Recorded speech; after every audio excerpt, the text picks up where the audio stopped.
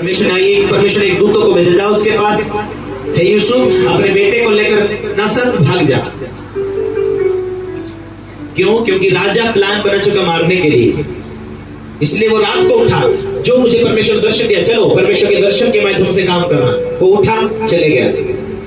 अब वो समय आई है तुम्हारे सामने कि परमेश्वर तुम्हें दर्शन स्वप्नों के द्वारा तुम्हारी परिवार की परिस्थिति तुमसे बात करना चाहता।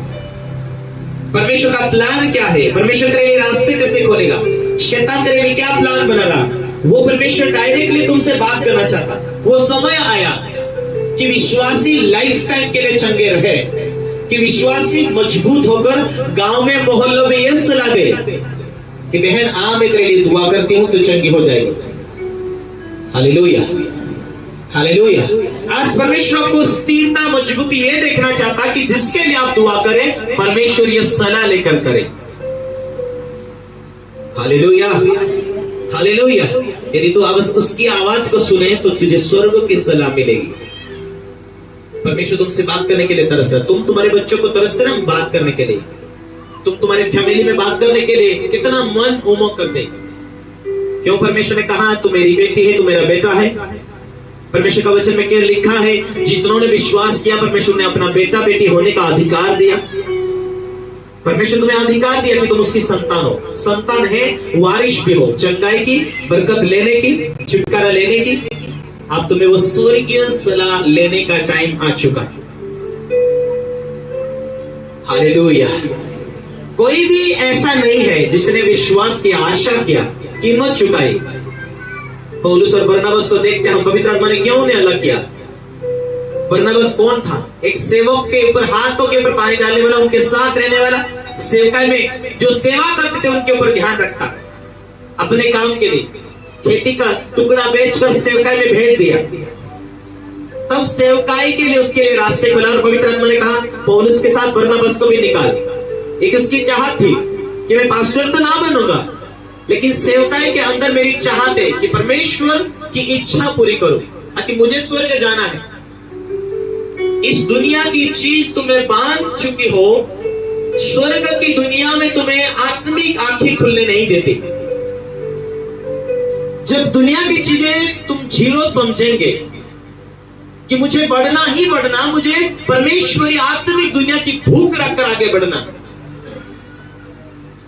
Hallelujah, hallelujah. बरनबास ने कभी सोचा नहीं था कि परमेश्वर इतनी बड़ी सेवकाई दे देगा उसे।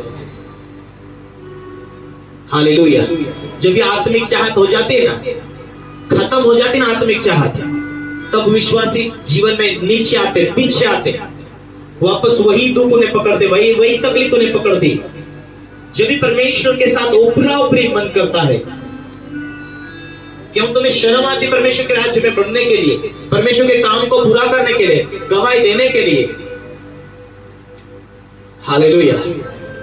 इसीलिए अपने विवेक से परमेश्वर के सामने साफ सुथरे रहकर प्रभु की पुस्तक बढ़ते जाना। जब जब आप उपवास रखेंगे अपने आप में, तब आपका विवेक कहेगा कि मेरे जीवन में परमेश्वर बढ़ाना चाहता है, परमेश्वर मुझे बढ़ाएगा, परमेश्वर मुझे जरूर जयवंत करेगा। हालेलुया। परमेश्वर का वचन में लिखा है जिसने भी उसके विश्राम में प्रवेश किया अपनी ड्यूटी को निभाया। आज विश्वासी हो तो तुम्हें परमेश्वर के राज्य में आने के नाते कि तुम्हें सोचना है कि मैं परमेश्वर ने मुझे अपने राज्य में लेकर आया है। मैं जिस सेवकाई से जुड़ा हूं, अपनी प्रार्थना के द्वारा परमेश्वर ने मुझे चंगा किया, मैं परमेश्वर के राज्य में हूं।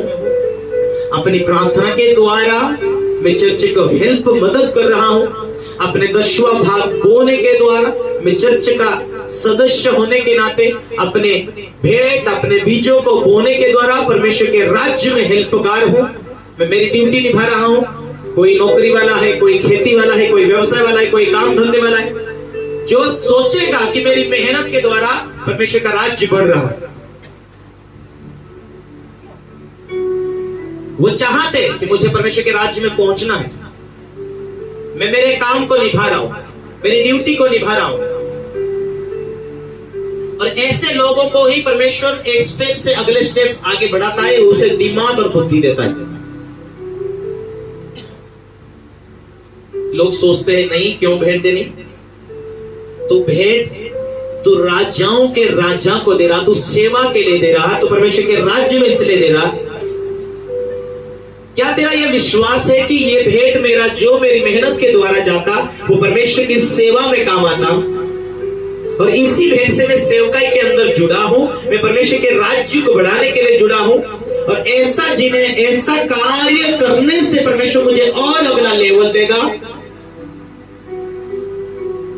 यह तेरा विश्वास होना चाहिए। तेरी चाहत है, तू परमेश्वर के राज्य में है, परमेश्वर की सेवा को निभा रहा है, इसीलिए परमेश्वर भी तेरे मेहनत को भूल नहीं गया। इब्रानी का पुस्तक उसका 6 अध्याय उसके 10वें वचन में लिखा है, क्योंकि परमेश्वर अन्यायी नहीं है कि तुम्हारे काम को भूल जाए। परमेश्वर अन्यायी नहीं है कि तुम्हारे काम को वो भूल सके। परमेश्वर अन्यायी नहीं है कि वो तुम्हारे काम को भूल सके और उस काम को भूल जाए जो तुमने उसके नाम से किया। इस रीति से